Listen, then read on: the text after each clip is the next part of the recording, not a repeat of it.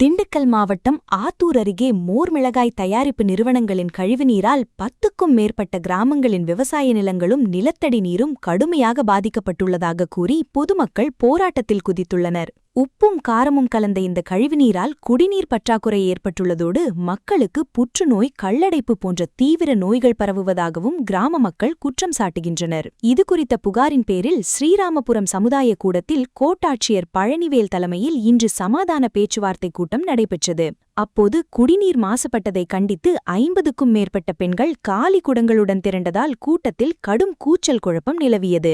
ஒரு கட்டத்தில் அதிகாரிகளுடனும் பாதுகாப்புக்கு வந்த காவல்துறையினருடனும் விவசாயிகளுக்கிடையே கடுமையான வாக்குவாதமும் தள்ளுமுள்ளும் ஏற்பட்டது. இதனால் ஒரு தரப்பினர் கூட்டத்தை புறக்கணித்து வெளியேறினர். நாங்க பெண்களோட கருத்துக்களை சொல்றோம், எங்களோட கருத்துக்களை சொன்னோம். எங்க சைடு நிறைய பாதிப்புகள் இருக்குங்க சார். தண்ணி பிடிக்கிறது நாங்க தான். தண்ணியை பிடிச்சி குடிச்சு நாங்க ஒரு வறுமை கோட்டை கீழே ஸ்ரீராமபுரத்தில் இருக்க பேரூராட்சியில் இருக்க எல்லாருமே முக்காவாசி வறுமை கோட்டை கீழே வரும். எங்களால் கேன் தண்ணி வாங்கி குடிக்க முடியல. இந்த தண்ணியை குடிச்சா மோஸ்ட்லி நுரையீரல் இன்ஃபெக்ஷன் ஆகுது, குழந்தைங்களுக்கு டயரியா போகுது. இதுல எல்லாத்துக்குமே காரணம் தண்ணி வாயிலே வைக்க முடியல. ரொம்ப உப்பு தண்ணியா இருக்கு, அப்படி தண்ணி ஆடையா பதிஞ்சுக்குது.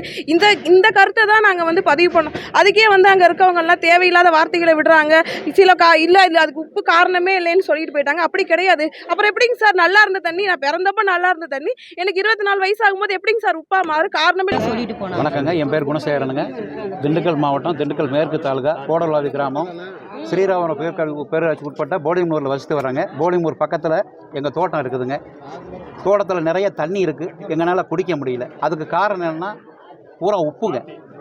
தூத்துக்குடி தண்ணியை விட எங்கள் தோட்டத்து தண்ணி ரொம்ப உப்பு அதிகமாக இருக்குதுங்க. கால்நடையை வளர்த்த முடியல. எங்களுடைய வாழ்வாதாரமே இந்த விவசாயத்தை நம்பி தான் இருக்குது. நாங்கள் நிறையா தடவை முறையிட்டுட்டோம். ஏகப்பட்ட தடவை எல்லா பேர்த்தையும் கம்ப்ளைண்ட் கொடுத்துட்டோம். எந்த இதுவும் இல்லை. இன்றைக்கி ஆய்வு கூட்டத்துக்கு அதிகாரிகள் வந்தவங்க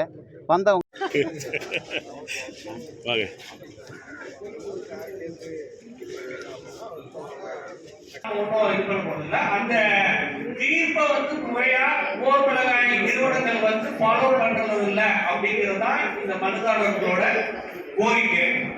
அதை பற்றி டிஸ்கஸ் பண்றதுக்கு தான் இந்த கூட்டம்.